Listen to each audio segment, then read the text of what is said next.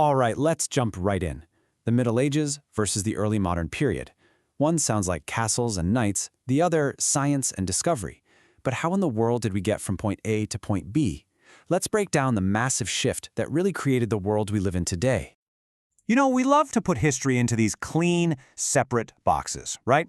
The Roman Empire falls, boom, the Middle Ages begin. Columbus sails, and just like that, the early modern period starts. But the reality? Oh, it's so much messier. That line between these two epic eras is incredibly blurry.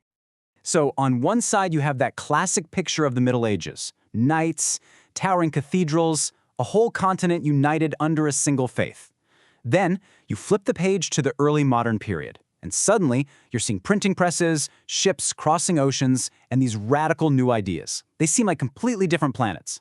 But were they really? To really get this transition, you have to start with the catastrophe that blew the doors off the High Middle Ages, the Black Death. This wasn't just a disease, it was an apocalypse. It wiped out up to half of Europe's population. A disaster like that doesn't just end a chapter, it forces a whole new story to be written. So that's what we're going to do right now. We're going to cut through all the noise and pinpoint the absolute fundamental shifts in how people thought, how they saw the world around them, and just how they lived their day-to-day lives. First up, we're diving into the software of society. You know, the ideas, the beliefs, the art that define their reality. Because this is where the biggest revolution really began. You got to understand, for centuries, the medieval world had one single spiritual anchor, the Catholic Church. It wasn't just a religion you practiced on Sunday, no. It was the operating system for everything, from politics and law to what you learned and how you lived your life. And think about it. The biggest, most impressive buildings were cathedrals. The most beautiful, breathtaking art told stories from the Bible. The most precious books were copied out letter by monks. Even the very first universities were built mainly to study God and His creation. It was a world with one single, powerful center of gravity. And then, that center started to crack. A series of intellectual and spiritual earthquakes were about to completely reshape the entire landscape of belief. This was the Reformation. All of a sudden, that one unified church, it just splintered. New groups like the Lutherans and Calvinists popped up, challenging centuries of tradition. For the very first time, people all across Europe had a choice in what to believe. And boy, did that choice often lead to conflict. Now, let's make this feel real for a second. This quote is from the will of just an ordinary farmer, a guy named Thomas Ray. In this one simple sentence, you can feel just how deeply faith was woven into everyday life. This concern for your soul, it went way beyond class or status. And you can see this shift so clearly in the art. We go from art focused almost entirely on God and the divine to Renaissance art that straight up celebrated humanity. It was all part of this movement called humanism, this new belief in the power and importance of human beings. The focus literally shifted from the heavens down to the person standing right here on Earth. Okay, so let's move on, because this explosion of ideas was matched by a physical one.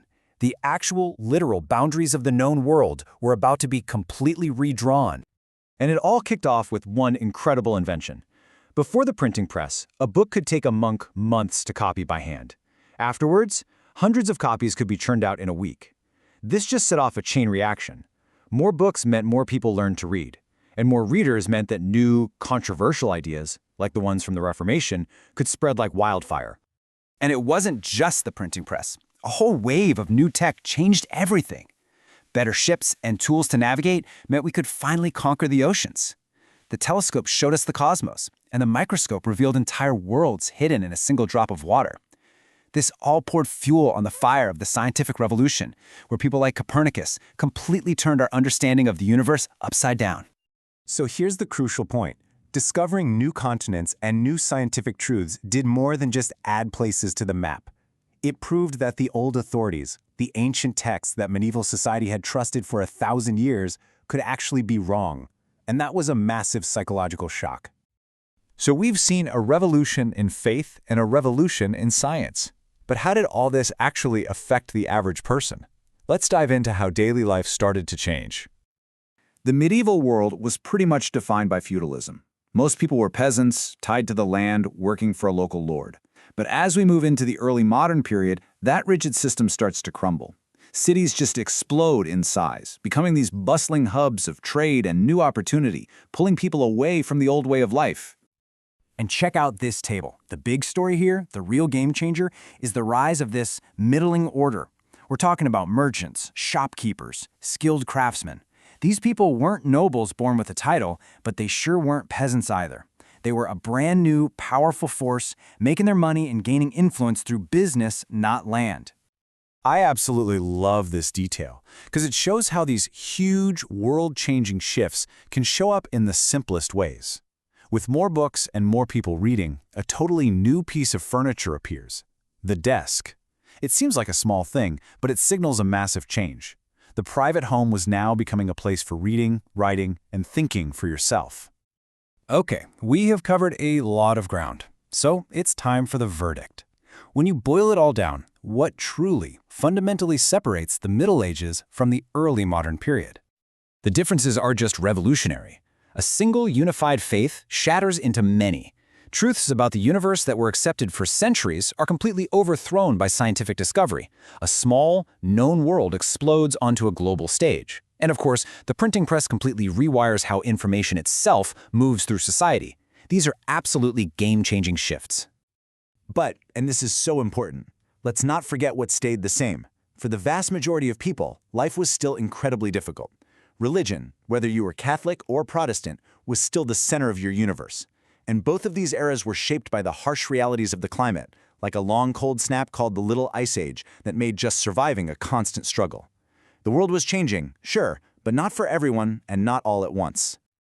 So in the end, the early modern period wasn't a total break from the past. It was a transformation, a massive acceleration. It took the foundations that were built in the Middle Ages, the universities, the trade routes, the artistic skills, and it used new tech and new ideas to build something completely different, something that would lead directly to the world we all inhabit.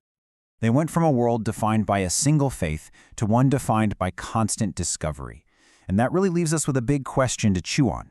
As we navigate our own time of insane technological and social change, what kind of world are we building on the foundations we have today? Thanks for watching.